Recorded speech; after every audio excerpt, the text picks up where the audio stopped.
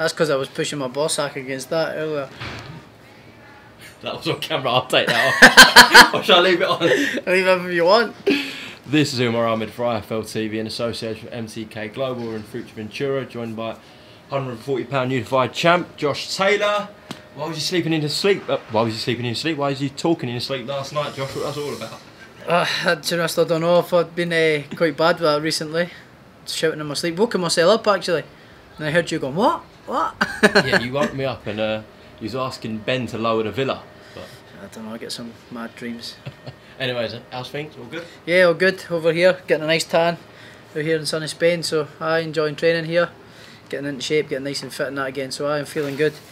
Yeah, it seems like the perfect location for yourself, Billy and Shabazz. Just cracking on with training, relaxing at the same time, but not many distractions around here, pretty quiet here. Yeah, it's perfect. Do you know what I'd like to do?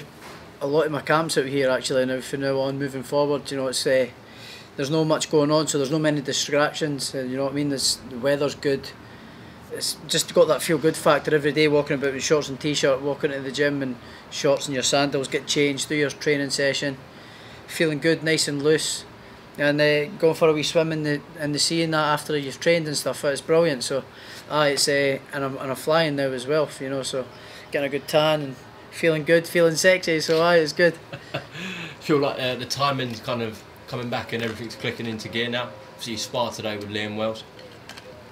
Yeah, it's only my second spar back, so yeah, feeling good. Sparred pretty well today, pretty sharp, pretty fit, so yeah, everyone's coming back into place quite quickly, and so yeah, I'm pleased with the way it's going, and I'm quite pleased with myself, the way I'm performing in the gym. I'm quite fit at the minute, so I am ready to go. Can't wait to get back in the ring now. Before the lockdown, it seemed like the plan was Ramirez to box Postal and you to take care of your mandatory. That still seems like the case. We know Ramirez and Postal are date now. That fight is on. We're going to get announcements soon about you and Kong Song. Yeah, hopefully we should hear something in the next couple of weeks. When the fight's going to be, we're sort of hoping round about sort of September, October time, but it's boxing and what's happening with this coronavirus stuff and lockdown, you just never know. So until it's been confirmed, I'm not going to know for sure, you know. So hopefully I'm aiming for sort of September, October, so I'm getting myself in good shape and making sure I'm fighting ready, you know. So it's looking good, it's looking good. Obviously on one side, if the lockdown happens again, then you're truly screwed for that date, but hopefully things get better in September, October. You never know, you could have a few fans present, Josh. Yeah, hopefully. I think that's the plan. Hopefully by September, October, if everything keeps going the way it's going, everything going down and falling off, we'll hopefully get some fans in, and that would be better than no fans, you know. So it would be good, and that is the plan, to hopefully box Kong Song. Not looking past them, but hopefully get him out of the way, you know, get him out of the way handily, easily enough, and chase the Ramirez fight, or whoever wins out of Ramirez and Postal, and hopefully get that at the later end of the year, or if not the beginning of next year, to make up for lost time this year, you know. So I don't want to be wasting time. I want to get straight into the big fights and continue with my goals and targets, you know. You definitely don't want to look past him. He's mandatory for a reason, but people are going to talk about that undisputed fight. Yeah, and let me ask you about Ramirez and Postal. How much of a chance do you give Postal in that fight? I give Postal a really good chance, especially early on. Early on, he'll be right awkward and cagey and make it quite difficult for Ramirez, I think.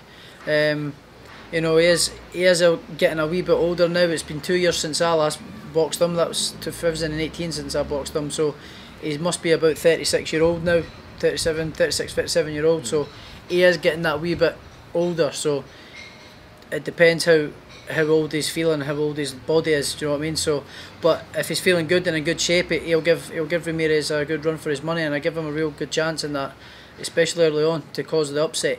But if not, my heart, if I was a betting man, I'd go on with Ramirez to win, and then hopefully we get that fight on next. If Ramirez does come out on top, do you believe he stays at 140 and makes it undisputed fight, Josh? I'd like to hope so. You know, he's not been one for taking fights and risky fights his whole career, really. So I would like to think that he wouldn't win that fight and then move up to 147 and chase a money fight for Crawford and cash out. I would like for him to stay at 140 and prove that he thinks he's the best, because I think I'm the best and I think I can beat him. I think I can knock him out. So that's what I want to do. I want to win this fight against Kong Song and chase Ramirez if he comes through against Postal, and prove that I'm the #1 in the division. You know, so I want to get my hands on the 4 belts so as quickly as possible as well. So I'd like to hope that would be the fight next straight away, hopefully. Well, once you hopefully become undisputed, are you planning to stay there and defend the titles, make a load of defences, or straight up to 47, Josh? It depends. See what comes my way. You know, there's still good fights out there at 140 as well. Still pretty handy fights. You know, make a couple of defences, move up. Depends what comes my way. You know, but that the goal is, and my target is, my ambition is to win the belts, then move up to 147 and chase the bigger fights up there as well. You know, hopefully go for a 2-weight world title, 2-weight world champion. You know, so that's the goal. So hopefully that's what happens. You know. We know Terence Crawford's been struggling for fights, big fights at 147 for a long time. I'm sure you and Jose Ramirez have both got one eye on that fight one day. Surely, Josh, it would be huge. Yeah, it would be massive. You know, I want to take care of the business at 140 first. You know, that's what I want to do. Ideal in an ideal world. But if that fight came around tomorrow and everything was right, I would take it. You know, because I believe in my own ability. I believe in myself. I always have. So I believe that I can beat Crawford. So why not? If everything was right and that opportunity came around, why not? But I'd rather do the business, finish the business at 140 and get the other 2 belts, my hands on the other 2 belts first. I was just speaking to Ben about this and saying, in Britain, you know, perhaps in this camp you've got 2 out of the 3 top pound-for-pound fighters. So you say Tyson, yourself and Billy within Britain. Where do you see yourself? Firstly, do you even care about whether you're in that top 10 pound-for-pound list? And if you do, where do you see yourself at the moment? No, really, I don't really care about it. But it is nice to see me getting the recognition, you know, that I deserve. I feel I don't get as much recognition as I should get, you know, as for my achievements and what I've done in only 16 fights. I don't feel that I'm getting enough recognition as what I should do, but it doesn't bother me. I'm not losing any sleep over it. But if I do get into the pound for pound, or would be considered, I would like to be considered a roundabout the sort of 10, 11, 12 mark, you know, but I'm not really too fussed about it. I'm not going to lose any sleep, to be honest. As long as I'm the best as I can be, that's all that matters. That is all that matters at the end of the day. But it's interesting that, because Max Kellerman brought that up to you when you signed with ESPN and Top Rank, and no one had really mentioned it before, and this was after the Prograis fight where you become unified champ. Yeah. But he brought the thing up, and I think he said he sees you as number 10 right now. Yeah, obviously it's nice to hear them things, you know, that number 10, possibly number, or arguably number 10 pound for pound. You know, I'm not really bothered, to be honest, but it's nice to hear my name getting thrown in the mix with these big names and these pound for pound lists. You know, it is nice to hear that. You know, it's quite rewarding, but you know, I don't really think about it, to be honest. But yeah, it's pretty cool. It's pretty cool when you hear it, when people talking about you in that sort of sense. It is quite nice to hear. What do you think about your own rise? Like, without bigging yourself up too much, like as you said, you could potentially be undisputed champ within your 18th fight. Yeah. Like, that's a bit ridiculous when you think about it. Yeah, that'd be some achievement. You know, don't think there's too many fighters that have done that in history, to be honest. You know, and even becoming undisputed champion, having all 4 belts, there's no that many fighters that have done that either. Oh, yeah, to do that any time is yeah, amazing. I think there's only maybe 6 or 8 fighters that have maybe done it. Don't quote us on the exact number, but I think it's no any more than 8. I wouldn't think. It's being undisputed champion. So to be undisputed champion would be a dream come true. You know, it'd just be, I could happily retire after that and go, I've done enough. You know, I've achieved my lifetime ambition of becoming world champion now. So everything that comes my way now is a bonus. You know, and I've still got that same hunger and same desire, if not more, because I want to achieve more. I feel like I've not reached my full potential yet. I feel I've got a lot more to achieve and a lot more to prove and put out there. You know, I feel I've got a lot more to achieve there. I don't feel I've achieved my full potential yet. So reached my full potential. So I'm still hungry to do that. And as long as I'm in the game and I feel that I've reached my level or whatever, then I'll keep going. And I've still got that desire to do it. So I I believe I can go all the way, 100%. Yeah, you probably just hit your prime now, really. Would that be a fair comment, Josh? Yeah, I think so. Yeah, 29-year-old. You know, I've only had 16 fights. Not really taking much punishment. You know, obviously the last fight was had a bit of a black eye, a big eye, but really I've not taken big punches, massive punches, or been hurt or ever been on my backside or anything like that. You know, so I'm a young 29. I feel fresh and fit. So I've still got plenty of life in the tank and plenty of miles in the tank. So yeah, I would say I'm just reaching my prime now. So these big fights are coming at the perfect time. Has that desire and motivation increased even more since joining Ben? I'm not going to go into the split with, I'm not even going to say their names, but everyone knows what I'm talking about. Yeah. Before your old management and your old trainer. But since joining Ben, do you feel like there's a new lease of life in you? I think I've always had the same desire anyway. It didn't matter who I would train with, I'd always have that same desire. And always have that burning will to do what I want to do.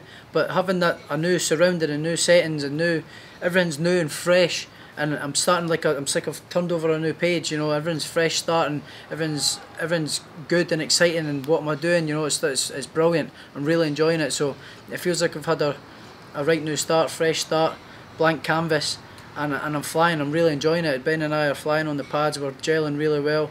You know, you've been here a couple of days now yourself. You've seen how we're working together.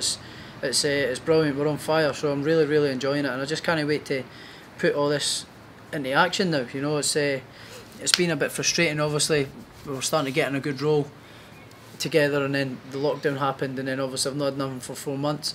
But we've been back here and training. We're flying again now. So I can't wait. I'm learning new things every day. You know. Working on my strengths, but also working on my weaknesses that I was kind of neglecting a wee bit before. So yeah, I feel like I'm adding more to my game all the time and still learning every day. So it's brilliant, really good. Let me ask you about something that strange happened on Twitter. Can't remember the guy's username, but he said something about the Ritson fight. He said that you were avoiding him.